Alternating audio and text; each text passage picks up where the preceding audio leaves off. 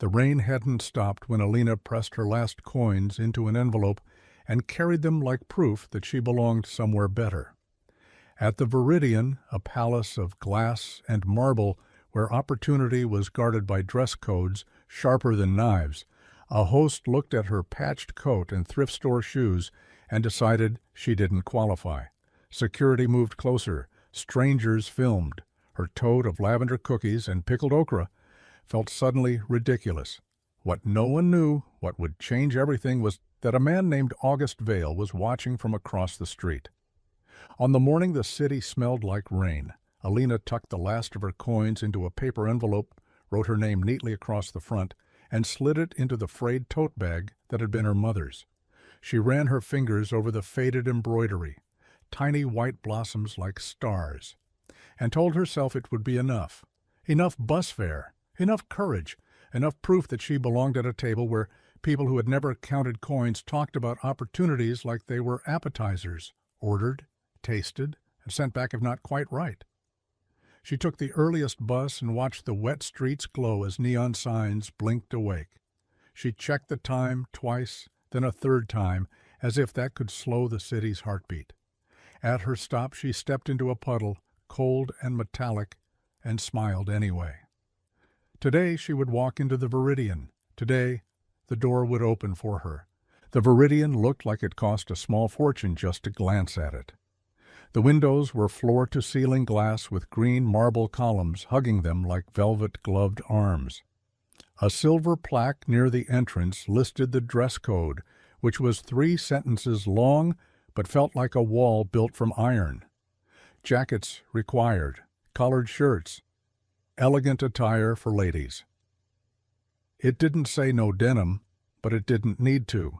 The words were a sieve, designed to catch anyone who didn't know how to say navette cut or demi-glacé without tripping. She wiped her shoes on the mat and pretended the patch on her coat sleeve was leather and not an elbow-sized bandage of fabric. She had an appointment. She had an email printout. She had permission. "Good morning," the host said without looking up from the iPad. He was as sleek as the glass, dark suit, slicked hair, a gold pin on his lapel, shaped like a leaf. "Reservation?" "Not exactly a reservation," Alina said. The paper trembled just a fraction in her hand.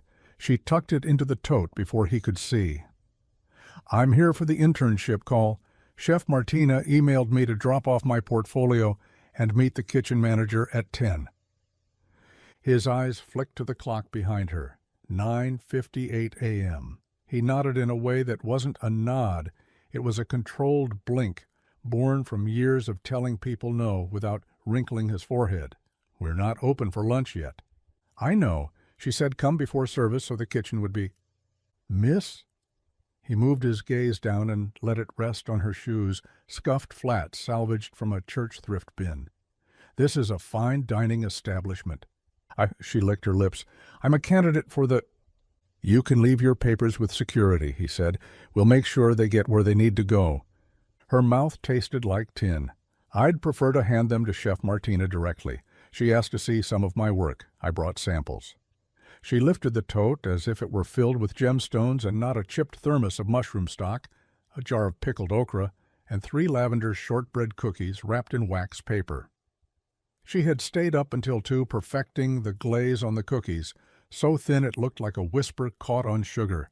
The host, his name tag said Lucien, breathed through his nose. Someone in a sharp gray suit breezed past Alina and said, "Morning, Lucien," like he owned the day.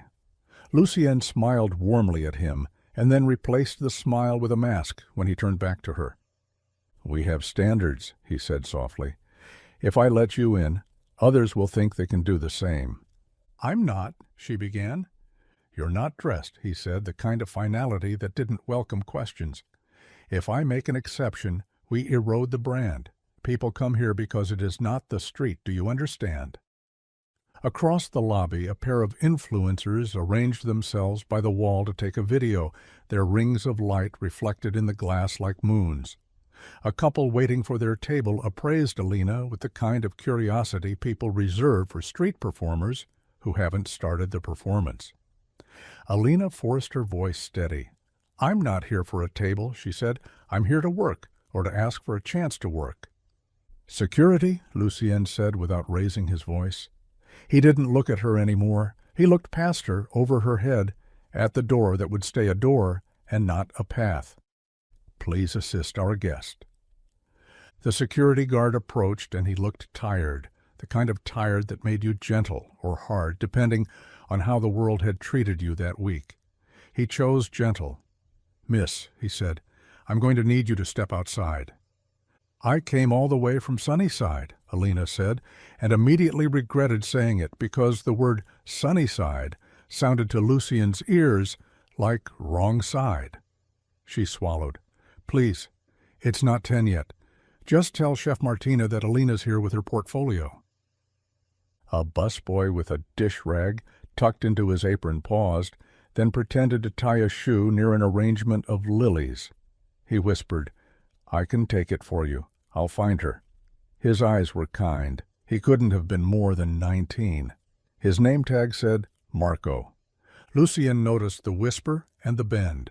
"Marco," he snapped. "Polish the cutlery in the private room now." Marco retreated with the reflex of someone used to being told to disappear. The security guard's hand hovered near Alina's elbow and then retreated. "Please," he said again, "outside." It was raining by the time she stepped under the awning. The city softened around the edges. She set the tote on a bench carefully, as if it might bruise. People flowed by in suits that didn't absorb water and heels that made a tapping conversation with the street. A girl in headphones, who was maybe Alina's age, paused long enough to glance and then keep going. Someone filmed. She pretended not to notice and tried to breathe like the day wasn't breaking open in the wrong place. What no one outside seemed to know, what even Lucien didn't know, was that 10 days earlier a man had sat at the all-night diner on Newell and 13th, one of the ones that still had a counter with swiveling stools and a waitress who called everyone honey, and stared hard at a leather notebook like it had betrayed him. He'd ordered coffee he didn't drink and eggs he didn't touch. His eyes were bloodshot with that particular kind of fatigue that comes not from lack of sleep but from being watched by your own ambitious shadow for too long. He'd paid and left the notebook on the cracked vinyl stool. It was Alina who had found it when she came in for a late bowl of soup before her night-cleaning shift. It was Alina who flipped it open, who smiled because the first page was a recipe sketch with a line about not forgetting the lemon zest, because sunshine belongs to everyone. It was Alina who slipped the notebook into her bag and ran through drizzle to catch the man before he disappeared into a black car. "Sir," she had called, breathless, "you forgot your book." He was halfway into the back seat. He looked at her like you look at a voice you'd been hoping to hear out loud. Up close, he didn't look rich in the jewelry way. He looked rich in the way his sweater fit and in the way the driver opened the door for him without asking. "Thank you," he'd said, and when his fingers brushed the leather, his shoulders softened as if someone had taken 10 pounds off each one. "You don't know what this is." "A book," she'd said, and when he laughed the sound was tired, but real. She didn't say she'd read the page about the lemon zest.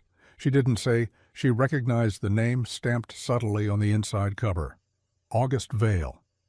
If the city had a rumor mill, August Vale was the grist. He was a millionaire, maybe a billionaire, depending on which magazine you read. He had made his money building a logistics empire that moved things, food, parts, dreams, through invisible arteries under the city. He had the kind of power that invited adjectives: reclusive, ruthless, visionary. He owned restaurants without seeming to eat in them, and funded art programs without ever appearing at the gallery openings. People said he grew up poor, and that was why he kept the city fed. People said he grew up rich, and that was why he kept the city hungry for him.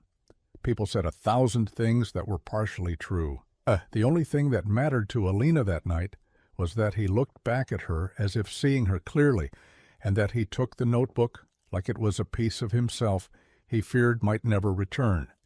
"Can I—" he had started, then stopped, because rich men never quite knew how to pay for not being alone in their small human moments. "Thank you," he had said again. It was on the stool, she had said, because saying I read the first page felt like trespassing. As he slid into the car, she had pulled a scrap of receipt from her pocket and a pen from behind her ear. She kept one there because she was always writing lists, and wrote one sentence she folded into the back pocket of the notebook before he could protest. If you ever become the man you write about, build a door, not a gate. He had unfolded it, smiled, tucked it back, and the car had breathed away like a big animal. Now, on this wet morning, August Vale watched from across the street as the girl from the diner, hair frizzing in the rain, pressed her tote to her ribs like it was a shield. He had not forgotten her. His driver kept an umbrella hovering like a small roof above his head. He could have gone in through the side entrance used for people whose names opened doors.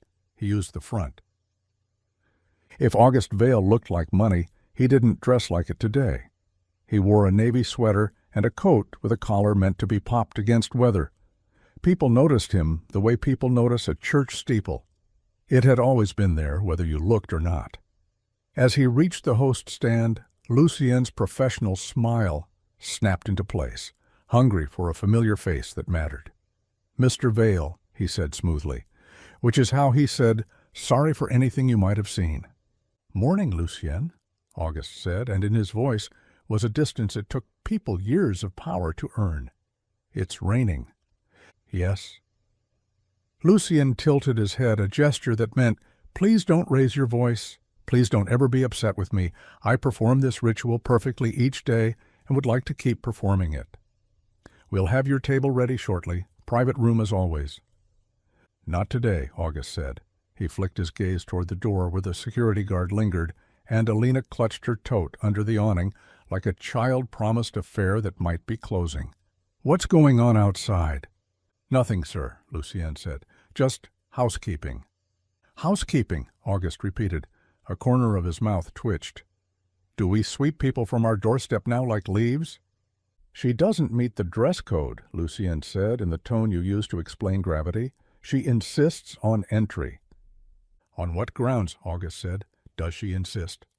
Lucien chose the wrong lie. "She's trying to crash lunch service. Influencers. It happens." "Influencers," August repeated, and this time his lip curled, but not at the word, at the smallness of it. "Invite her in." "Sir?" Lucien's eyebrows forgot their training and rose.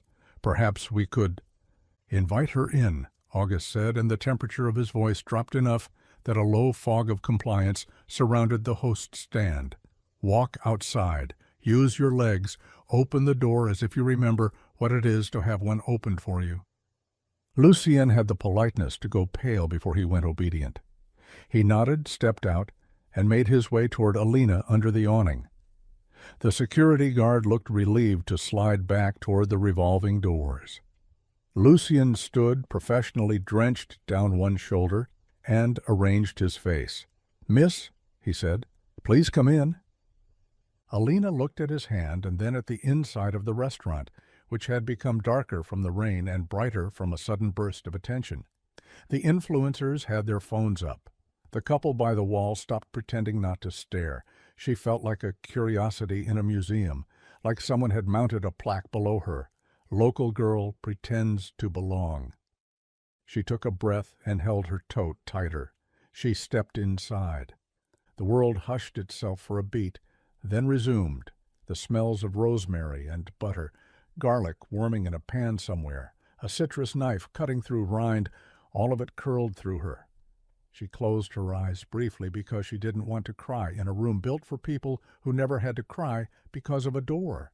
"Miss," Lucien said, and even his apology sounded like a receipt. "This way." "Here," August said from the host stand. He had moved there without her seeing, as if the space rearranged itself to put him exactly where he needed to be. "Table by the window." Lucien blinked. "Sir, the window tables are reserved for—" "I know who they're reserved for," August said. He looked at Alina, and recognition flared across his face in quiet pleasure.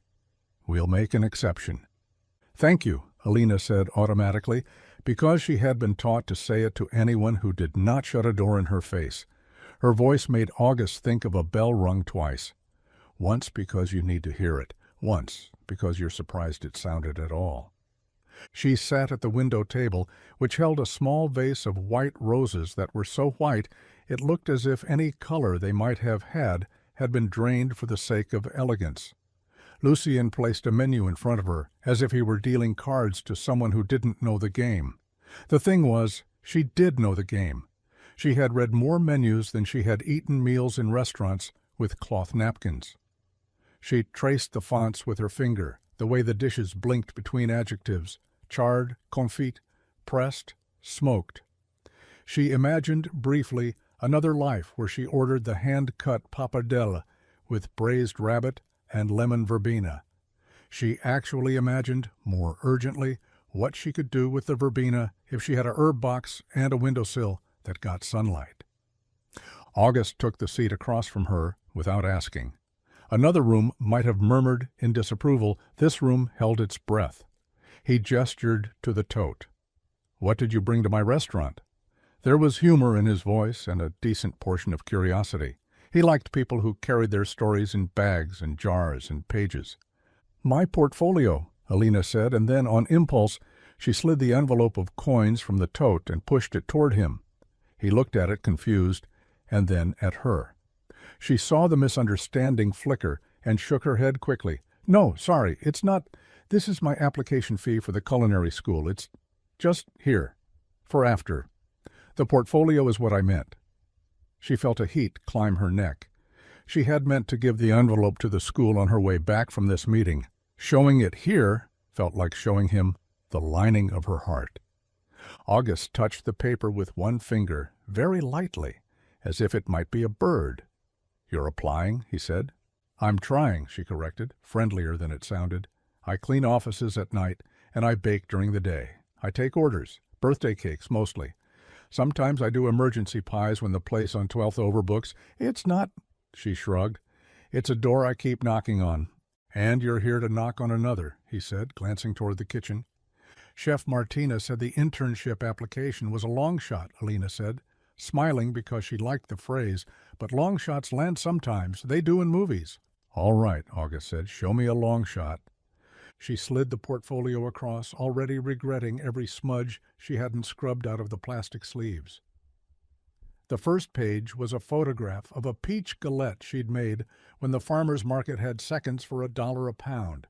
She had brushed the crust with cream and sprinkled it with sugar so it crackled like a leaf underfoot. The second page was a recipe card in her neat, careful handwriting for a soup she called umbrella soup, because you only made it on rainy days with whatever the damp morning had given you: leeks, potato, the last of yesterday's roasted carrots. The third page was a photograph of 3 lavender shortbread cookies glazed so thinly the lavender blossoms beneath the sugar looked like ghost freckles. August watched her hands as much as the pages. There was a steadiness in them he trusted. He slid a finger under the page with the cookies and lifted it. "You made these for today?" he asked. "They're in the bag," she said. "The glaze might have gone cloudy. Sugar does what it wants." He laughed softly. "Yes," he said, "sugar and people." While they spoke, the room performed its usual choreography. Bussers folded napkins into precise triangles. Servers measured space between fork and plate like tailors. The line cooks beyond the swinging door began to sing the flat sizzle song of pre-service. The influencers along the wall were openly filming. The couple, pretending not to watch, had surrendered and now watched. The room's attention wasn't malicious. It was greedy. Attention liked anything that might become a story you could tell later. "Lucien," August called without raising his voice, as if the name were trained to come at a whistle. "Please inform Chef Martina that we'll need a moment." Lucien approached with a look that tried to blend contrition and control, and ended up neither. "She's in the back, sir," he said. Preparing for the lunch rush, he paused. "Regarding our earlier misunderstanding, I hope we can—" "Later," August said, and then, more gently, "Lucien, do you remember the first time someone told you no, the first time you walked into a room and the room told you you were wrong for it?" Lucien's mouth opened and then closed. His throat bobbed. "I didn't walk into those rooms," he said after a moment. "Not until I could afford the ticket." "That's one way," August said. Another is to change the room. A server placed water at the table like a peace offering. The glasses looked like something you'd be afraid to let a child use. Alina reached into the tote. "Do you mind if—" She lifted the jar of pickled okra. "For Chef, if she has time. My mother taught me this. We didn't always have time, but we always had vinegar." The joke didn't quite land. Her mouth went dry. August took the jar and held it to the light. The okra pods glowed green, suspended like small comets in brine. "Do you always carry gifts?" he asked. "I carry proofs," she said, "so if I'm asked how serious I am, I can say, 'this serious.'" He nodded as if she had said something he'd been waiting to hear all week. "What did you write in my notebook?" he asked suddenly, so lightly it felt like a bird landing. Her eyes widened. He smiled. "You thought I wouldn't remember?" She blushed. "I didn't think you'd read it." "I read everything people give me," he said. "Notes, insults, menus." He leaned in slightly. "I haven't stopped thinking about the sentence. Build a door, not a gate." Lucien stood so still the gold leaf pin on his lapel might have been the only living thing about him. A couple menus away, someone cleared his throat like a gunshot. It startled the room into noise again. Chairs shuffled, the espresso machine hissed, a server laughed too loudly. August kept his gaze on the girl who had given him back a piece of himself at a diner. "Mr. Vale," Lucien said carefully, "your guest for the lunch meeting will arrive shortly." "They'll wait," August said, "or they'll eat in another room that isn't mine." He looked at Alina and made a decision the way a chef salts water. By feel, knowing when the thing will be better, brighter because of it. He stood. "Would you like to see the kitchen?" he asked. Alina's breath caught. "Yes," she said, and the word came out like a prayer that had been waiting for years to find a voice. In the kitchen, heat breathed like an animal. Pans clattered, knives spoke a metallic language on boards, and the air smelled like everything good that ever chose to become food. Chef Martina was not tall, but she looked like command in a white coat. Her hair was twisted into a knot at the back of her head that seemed more architectural than accidental. She wiped her hands on a towel and frowned at August in a way only someone whose craft bought her bravery could. "We're 20 minutes from open," she said. "You cannot bring a parade through here." "One person," August said mildly, "who is not a parade." "She's not in uniform," the sous chef said, annoyed by the way his day was being rearranged by someone else's grace. He didn't mean to be cruel, he meant to keep chaos outside. He glanced at Alina's shoes and the patch on her sleeve. He did not see how often they had carried her to kitchens like prayers carried to a ceiling. "She's a candidate," August said. "For the internship. I want you to taste something." Chef Martina's eyes softened for a fraction, not at the command, but at the word taste. "What did you bring?" she asked Alina, whose fingers already itched to be where the knives were. "Lavender shortbreads," Alina said, lifting the wax paper bundle, "and this." She set the jar of okra on a steel worktop that was exactly as clean as a horizon. "It's not fancy." "Good," Martina said, surprising the sous chef, who equated fancy with safe. "Fancy hides sins." She broke a cookie and inhaled. The scent was floral without being loud, like the idea of a garden. She tasted. She chewed. She smiled in a way that would not have broken a heart but might have healed one. "Sugar does what it wants," she murmured, amused. "You glazed while they were warm." It was not a question. It was praise disguised as a diagnosis. She reached for the jar, pried it open with a satisfying pop of pressure releasing, fished out a pod with her fingers, bit, and closed her eyes. "Your mother respects vinegar," she said. "She respected making the most of what you had," Alina said. "She said pickling is just love that plans ahead." Martina laughed and then looked at August with a face that said, "If you make me cry before service, I will quit." He raised his hands in surrender. She turned to Alina. "You ever plated 12 covers of halibut in 7 minutes?" "I've plated 12 plates of spaghetti for kids in my building while my neighbor's stove was broken," Alina said. "I figured out it's the same skill in a street kitchen." Martina's eyes flashed. Same skill, she repeated. Different audience. She nodded once. Service, she called, and the word snapped the room tighter. She slid the remaining cookie bite into her mouth like a secret. To Alina, softer, she said, "Can you work a station?" Alina didn't hesitate. "You show me once, I'll do it right the second time." August watched Martina watch the girl, saw in the chef's eyes that particular calculation of risk and reward that built kitchens and ships and lives. He stepped back, content for the moment to be only a witness and a wallet. The sous chef put a knife into Alina's hand. It wasn't the finest knife. The knives earned their way into hands, but it was honest and sharp enough. She took it with the kind of respect that made the sous chef nod despite himself. Back in the dining room, the overview changed. Word had moved through the room the way heat moved through the kitchen, quiet, unstoppable. People pretended not to look toward the kitchen door, then did. The influencers whispered plans for a caption.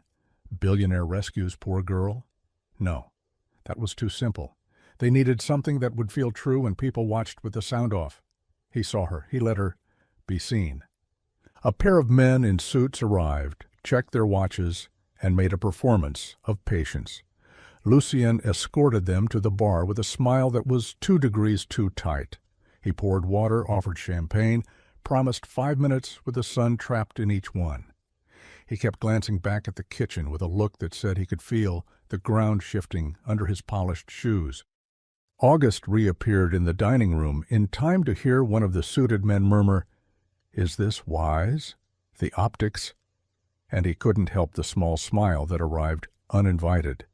If you worried about optics, you had not learned yet how to see. "Ladies and gentlemen," August said suddenly, which was not a thing he had ever said in this room, but the room yielded to his voice the way the tide yields to the moon. Conversations tapered like candles burning out. The influencers lifted their phones almost reverently. Lucien's throat worked like a man swallowing a stone. "I want to tell you a story," August said. He did not step onto a chair. He did not raise his glass. He did not ask for permission. 10 days ago, in a diner at Newell and 13th, I forgot something that matters when I'm busy trying to look like the sort of man who never forgets anything. A young woman returned it to me. In it was a note. He looked toward the kitchen door and waited until Alina walked out with a plate of amuse-bouche she had not made but had stacked with a concentration that made each spoonful look like an offering. The note said, "If you ever become the man you write about, build a door, not a gate." There were chuckles in the room, a little nervy, like people laughed when a priest told a joke. Someone clapped once, confused by their own hands. August kept going, not to the room now, but toward Lucien, who stood more rigid than the marble column behind him. "This is our door," August said. "It's beautiful. It's also a gate. We are going to change that." He turned finally to Lucien. "We're going to change the dress code. It will be exactly 1 word long. Respect. If you don't wear it, you don't dine here." He pivoted toward the room again. "We're going to build a new entrance on the side street with a ramp where a cane won't catch and a stroller won't hesitate. We're going to set aside 10 tables each, lunch and dinner for people who live in this neighborhood, priced so that our neighbors actually can be our guests. No velvet rope can claim a zip code." His voice wasn't loud. It was the kind of voice you leaned into to hear because you felt that if you didn't, you might miss something you would regret missing. He lifted a hand, palm open, not to command silence, but to offer it. "And we're going to hire differently," he said. "Not because it's nice, because it's smart. Because if our kitchen only learns from people who can afford culinary school, we will cook for a smaller world.